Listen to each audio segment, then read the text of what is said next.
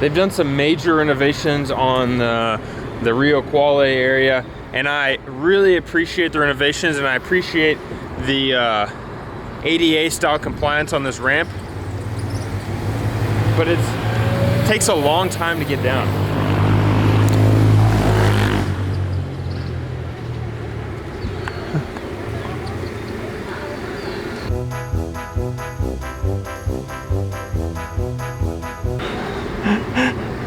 Good afternoon, amigos from Puerto Vallarta. Amigos, now we are a channel of the people, by the people, and with that said, we are answering all of your questions about Mexico, us.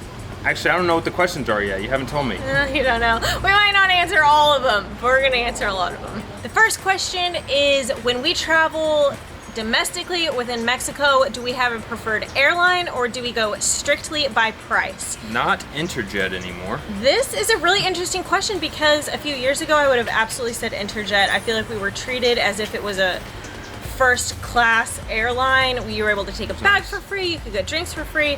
Interjet has no more. Did we mention the free drinks? There were free drinks. I would say strictly by price for a while, and that was typically Viva Aerobus or Volaris. But if you need to take a bag, then to me those aren't worth it, and I would vote Aeromexico all the way. I feel like that's definitely our preferred airline at this point. All right, next question. I'm retiring soon and planning to retire in Mexico, in big part because of the two of you. Oh. Why did you pick Querétaro as a good retirement city and a good place to raise your family? That is an excellent question. First off, I would say that there are so many amazing places that you could choose to live in Mexico, and my biggest recommendation is to visit to any and all places that you're thinking of. Querétaro, Vallarta, San Miguel de Allende, Morelia, places that maybe aren't even on your list now, and just try and get a feel for what they're like to you, because it's one thing to watch two gringos on YouTube and hear their opinion. It's another to experience it for yourself. Now, in terms of Querétaro, I think it's, to me, we don't have a family, but it seems like it would be a good place to raise a family because it is peaceful, it is calm, it always felt extremely safe. I ran to like every area of Querétaro, and I don't feel like I ever ended up in an area in which I felt unsafe in at all. The first time I ever ran to Mexico City, I accidentally ran into Tepito. Side story. And so I think it just doesn't have the hubbub and busyness that maybe Guanajuato or San Miguel or even Vallarta have, but it still has the amazing culture and beauty that Mexico is known for. Completely agree. With our good buddy here, he's really hot to the touch. Best app to learn Spanish. I can speak a little, but I'm wanting to learn more, and Duolingo seems to be not helping much. This is not the first time we've gotten this question, and I am a firm believer in Pimsleur, the Pimsleur app. I agree, Duolingo, the main complaint with Duolingo is it's a ton of vocabulary, but then there's no great interface or way to piece that together to form sentences, to begin having conversations, and that is exactly what Pimsleur does. It repeats things, it's in bite-sized chunks, it makes you have conversations, it makes you say things over and over again through repetition. So Pimsleur is the way to go. If you're looking for something a little different or maybe less of an app, Netflix. Watch your favorite movie, your favorite show. Watch Friends, but maybe watch Friends in Spanish. Amigos. With wow, very muy bien. With Spanish subtitles. And really, if you really want to step your game up, I would suggest taking one-on-one classes, whether that's with a teacher in your area, if you live in Mexico, or I'm sure you can find someone in the States, or online using some type of program like italki, I don't know how to pronounce it, or Baselang. There's many programs out there really speaking to native speakers or speaking to professionals in the language is really what's going to take you to the next level. I've noticed when you eat tacos on the street, there's a plastic bag over the plate and the taco sits on top of the plastic. What's up with that? Do they throw away the bag and keep the plate? Do you hang your plate back in? How does that work? So, good question. That is a really good question. It's funny that you notice that in our videos.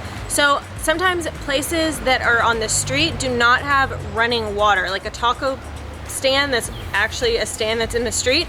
They don't have running water there, so they have little plastic sheets that they put over the plate, and then You're exactly right. When you're done eating the taco, they basically pull that plastic off, throw the plastic away, put new plastic on, and that's, you know, a clean plate, so to speak, for the next person, because they don't have running water at places on the street. When I view other expat videos, they talk about being pulled over or harassed by the police.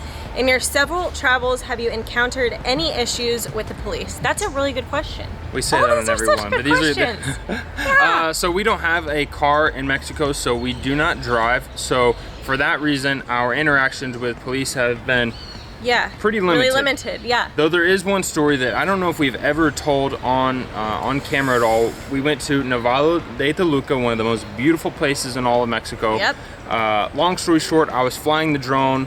A cop or park ranger, park police, he was a policeman, came running from across the crater, and I was like, oh no.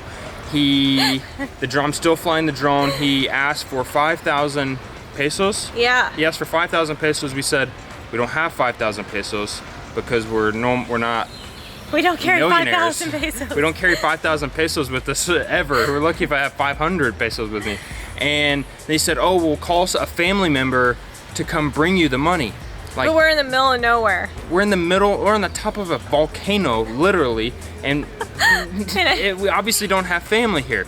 Long story short, he was filming us, and then Hillary said, well, you're filming us, I'm gonna film you. As soon as we started filming him, the whole story changed, and he said, oh, have a good day, sir, and went on his way. That is really our only interaction with the police, but with that said, with our limited interaction, and based on other things I've heard, so I could be wrong. I will throw that out there. I'm always willing to admit I'm wrong, right, babe? Always. I would record interactions with the police. Yeah, I think that's fair to say, but also we record everything. What, in your opinion, is the cheapest beach town to live in long term? That is a good question. I'm just kidding. All these are good questions. I think right off the top of my head, I would say Huatulco or Puerto Escondido, because Oaxaca is beautiful, the food is amazing, and it is very, very affordable. Could you think of another place, a beach destination? No, I really couldn't. I was kind of trying to think La Paz, that area, but I think that's just because I really love La Paz. I do remember Puerto Escondido and Huatulco both being extremely, surprisingly cheap. I gotta give it to those two also. Are you still training at CrossFit or did it close? What are you doing to keep fit right now? You okay? Oh, it hurts! I am proudly still training at CrossFit. Our actual CrossFit gym closed, so now it's just at a friend's house. It's in small groups, but that's how I'm staying fit. I've also been running for over a year now consistently. I've only missed a few. Greg works out like a maniac. I feel like we were both still focusing on health as a primary focus, and that never really changed during COVID, which I feel like has helped us keep our sanity. Right. They're turning the old CrossFit into condo building, so there's that. Yeah, this one's a good one. Any new projects for the Kennons? Now, before we answer that question, we would like to thank our patron of the day, Alfonso Navarro. Thank you so much to you, Alfonso, for sponsoring this Q&A video.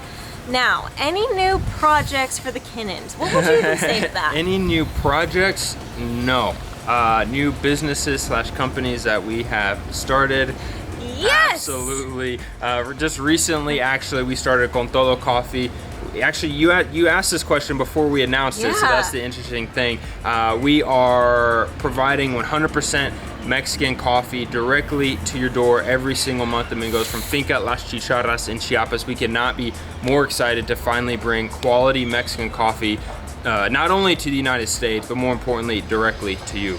You can sign up now for the pre-sale. Actually, it's contodocoffee.com, and the pre-sale is important because we only have a limited amount of beans that we can actually get from Finca Las Chicharras in Chiapas to the United States to send to you guys. So the sooner you sign up for the pre-sale, the better guarantee that you have that you can get your hands on some freshly roasted beans.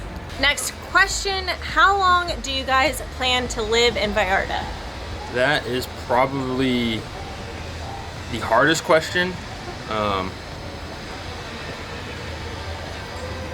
We don't know. We're not really good with life planning. We have no plans to not live in Vallarta. Does that make sense? Yeah, total sense. We feel like we are truly our best selves here in Vallarta. Anytime that we have ever left, whether permanently or just for a trip, it just feels like there's a small part of us that is back here in Vallarta calling our names. Wow, that got deep. Next question, what is the happiest moment you can think of since living in Mexico? Now, I've pared this down to my 3 happiest moments. I can't pare it down anymore. In no particular order, my 3 happiest moments. One has to be when we were in La Huasteca Potosina.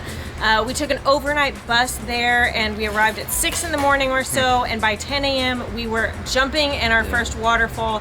I feel like it was so surreal. We were so tired, but it was just such a tremendous, overwhelming feeling of Mexico's pure magic.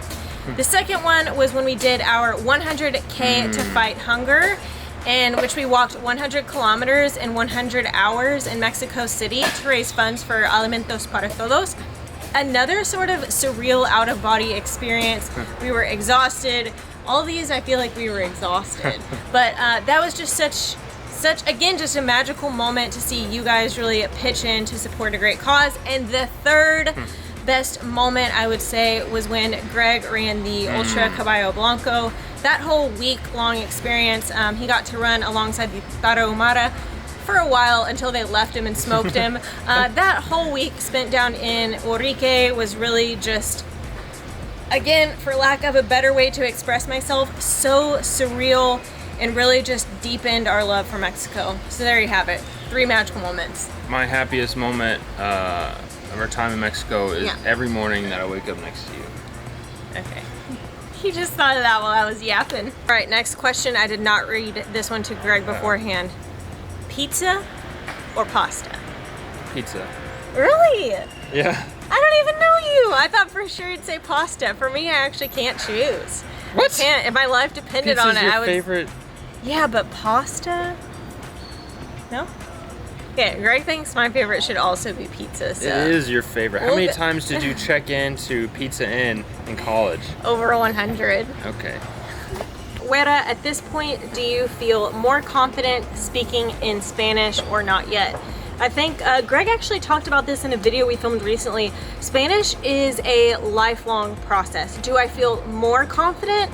I would say yes. Yeah, I feel think so. a lot more confident in asking things at the market or at a store. I feel much more confident. However, am I 100% confident?